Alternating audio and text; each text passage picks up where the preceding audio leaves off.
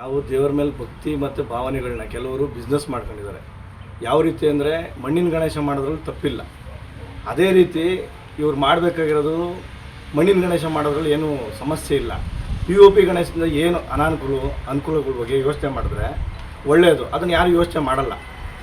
ಯಾವ ರೀತಿ ಯೋಚನೆ ಮಾಡ್ತಾರೆ, ಅವ್ರ ಅನುಕೂಲಕ್ಕೆ ಯಾರು ತೊಂದರೆ ಆಗ್ತದೆ ಯಾರು ತೊಂದರೆ ಆಗಲ್ಲ ಅನ್ನೋದ್ರ ಬಗ್ಗೆ ಯಾರು ಚಿಂತೆ ಮಾಡಲ್ಲ. ಆದರೆ ನಮ್ಮ ರಾಜ್ಯಾಧ್ಯಕ್ಷರಾದ ನಮ್ಮ ಬಸವರಾಜಣ್ಣನವರು ಅದನ್ನು ಜಿಲ್ಲಾಧಿಕಾರಿಗಳಿಗೆ ಅರ್ಜಿ ಕೊಟ್ಟು ಪರಿಸರ ಮಾಲಿನ್ಯ ವಿಚಾರವಾಗಿ ಅದನ್ನು ತಡೆಗಟ್ಟಬೇಕು. ಇದನ್ನು POP ಗಣದಿಂದ ಎಷ್ಟು ಸಮಸ್ಯೆ ಆಗ್ತದೆ ಅದನ್ನು ಸರಿ ಮಾಡಬೇಕು ಅಂದರೆ ಒಂದು ಒಳ್ಳೆಯ ನಿರ್ಧಾರ ತಗೋಬೇಕು. ಅದನ್ನು ಎಲ್ಲರೂ ಸಹಕರಿಸಬೇಕು. ಎಲ್ಲ ಸಹಕರಿಸಿದ್ರೆ ಮಾತ್ರ ಸಾಧ್ಯ. ಇದು ಬರೀ ನಾವು ಒಬ್ಬರೇ ಯೋಚನೆ ಮಾಡೋದ್ರಿಂದ ಆಗಲ್ಲ. ಮಾರೋರು ಅದನ್ನು ಯೋಚನೆ ಮಾಡಬೇಕು. ಅದನ್ನು ತೊಗೊಂಡವ್ರು ಏನು ತೊಂದರೆ ಆಗುತ್ತೆ ಅಂತಲೂ ಯೋಚನೆ ಮಾಡಬೇಕು. ಅದನ್ನು ಮನಗಂಡಿದ್ರೆ ಎಲ್ಲರಿಗೂ ಒಳ್ಳೆಯದಾಗುತ್ತೆ. ಅದೇ ರೀತಿ ಈ ತಯಾರಕರು ಏನಿದ್ದಾರೆ ಅದೇ ಅವ್ರಿಗೆ ಯಾವ ಥರ ಅಧಿಕಾರಿಗಳು ಅವ್ರನ್ನ ಕಾನೂನು ಕ್ರಮ ತಗೋತಾರೋ ಅದ್ರ ಮೇಲೆ ಇದು ಡಿಪೆಂಡ್ ಆಗಿರುತ್ತೆ.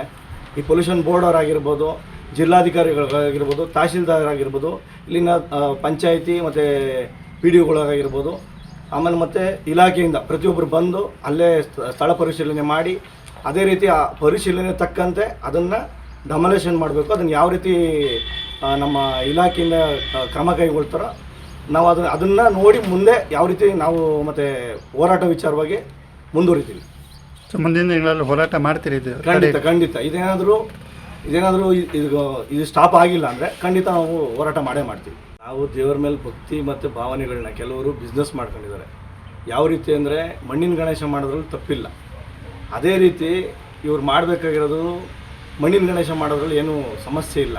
POP ಗಣೇಶದಿಂದ ಏನು ಅನುಕೂಲಗಳ ಬಗ್ಗೆ ಯೋಚನೆ ಮಾಡಿದ್ರೆ ಒಳ್ಳೆಯದು. ಅದನ್ನು ಯಾರು ಯೋಚನೆ ಮಾಡಲ್ಲ.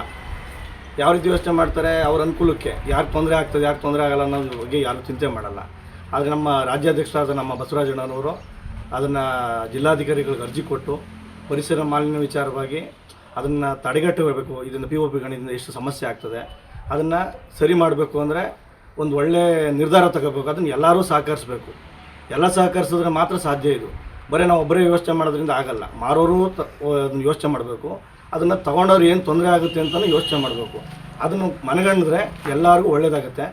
ಅದೇ ರೀತಿ ಈ ತಯಾರಕರು ಏನಿದ್ದಾರೆ ಅದೇ ಅವ್ರಿಗೆ ಯಾವ ಥರ ಅಧಿಕಾರಿಗಳು ಅವ್ರನ್ನ ಕಾನೂನು ಕ್ರಮ ತಗೋತಾರೋ ಅದ್ರ ಮೇಲೆ ಇದು ಡಿಪೆಂಡ್ ಆಗಿರುತ್ತೆ.